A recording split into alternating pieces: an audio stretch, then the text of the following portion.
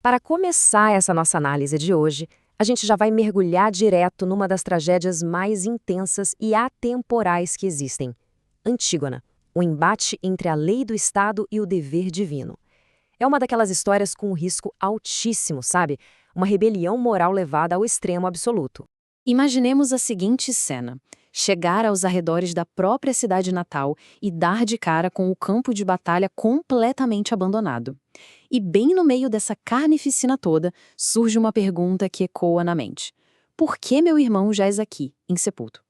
É algo de revirar o estômago. Um corpo jogado ali, exposto ao sol, aos cães e aos abutres. É aquele tipo de cenário de horror visceral que prende a nossa atenção na mesma hora.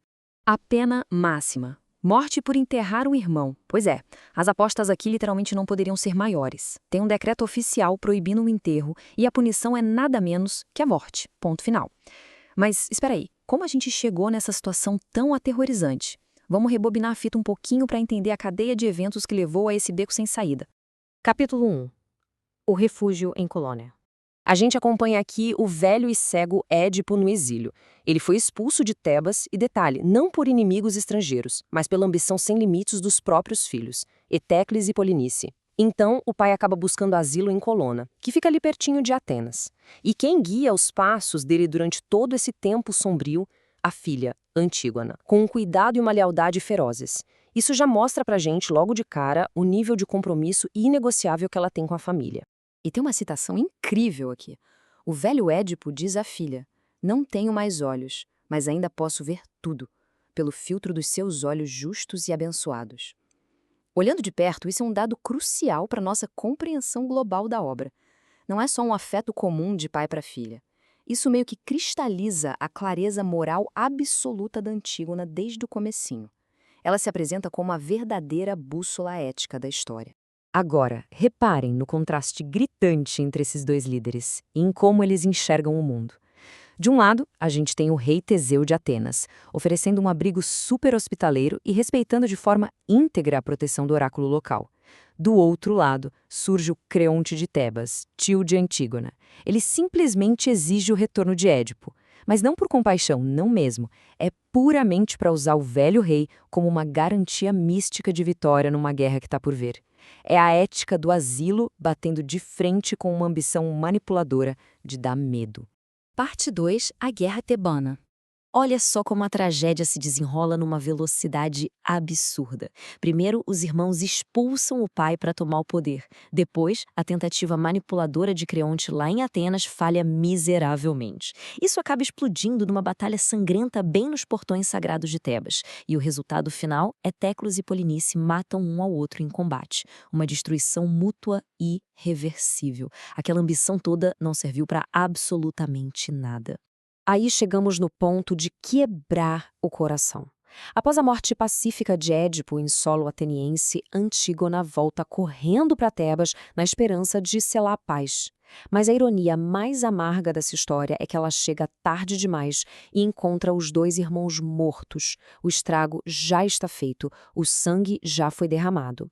E agora, o nosso foco sai do caos da guerra e vai direto para aquele cenário sombrio e desolador que sobrou no campo de batalha. Seção 3: O decreto de Creonte. O novo rei, o Creonte, toma uma decisão com uma disparidade brutal em relação aos corpos. Etécules, por ter sido defensor de Tebas, recebe todas as honras fúnebres de um herói de forma imediata. Já Polinice, por ter se aliado ao estado vizinho de Argos na disputa, recebe uma sentença pesadíssima.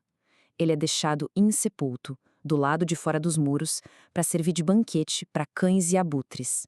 É um cálculo político puramente pragmático e impiedoso para demonstrar quem é que manda agora. Mas para a gente entender o tamanho real desse terror, precisamos definir o que significa ser deixado insepulto dentro dessa visão de mundo. Não é só a questão do corpo físico ali apodrecendo, é uma catástrofe muito pior.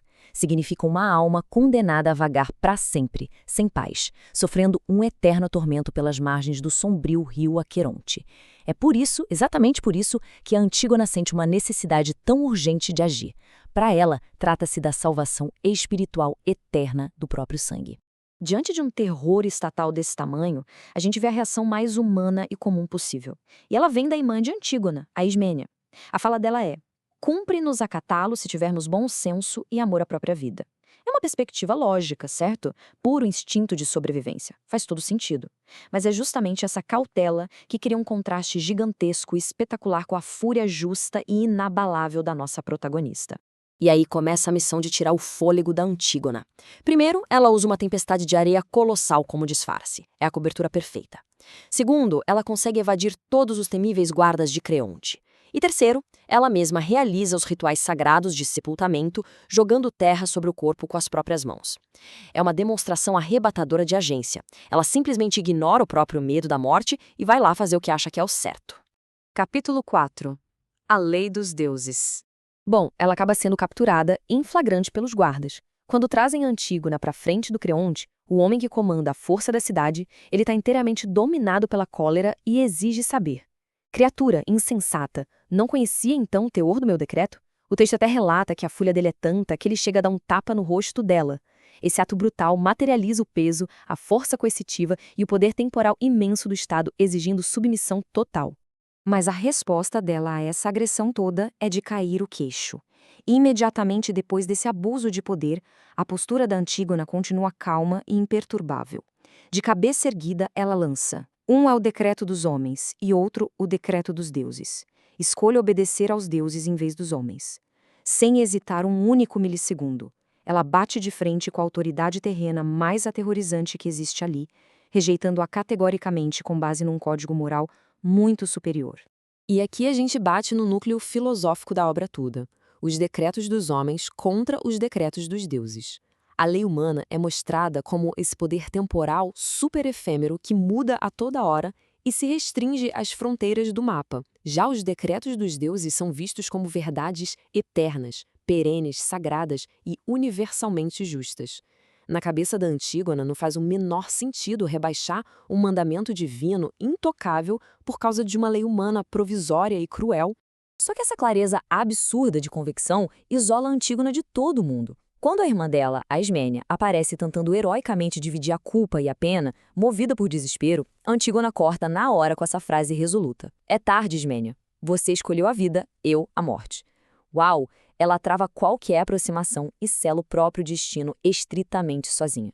É uma decisão hiperconsciente, abraçando todas as consequências funestas da sua desobediência. Parte 5. O destino trágico. A sentença final revela um cálculo assustador do rei.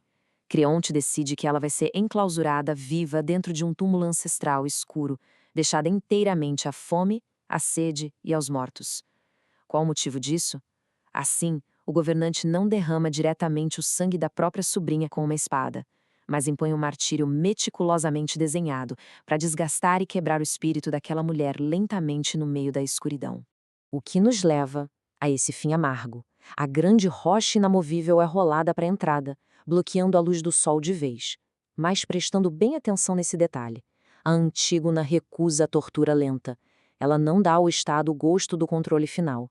Ela frustra o castigo longo do rei antecipando o próprio fim, enforcando-se. É triste, claro, mas mostra que ela comandou as rédeas do próprio destino implacável até o seu último e silencioso suspiro. Toda essa jornada monumental nos deixa com uma pergunta colossal de desfecho. Como devemos agir quando as leis dos homens, armadas com todo o peso punitivo do Estado, colidem com o que há de mais profundo na nossa bússola moral? Essa é daquelas questões que simplesmente se recusam a ficar presas no passado, continuam ecoando forte na nossa sociedade até hoje. É um embate atemporal sobre a fragilidade da justiça imposta e a força extraordinária de um único indivíduo. E é com essa reflexão poderosa que a gente encerra a exploração de hoje. Até a próxima!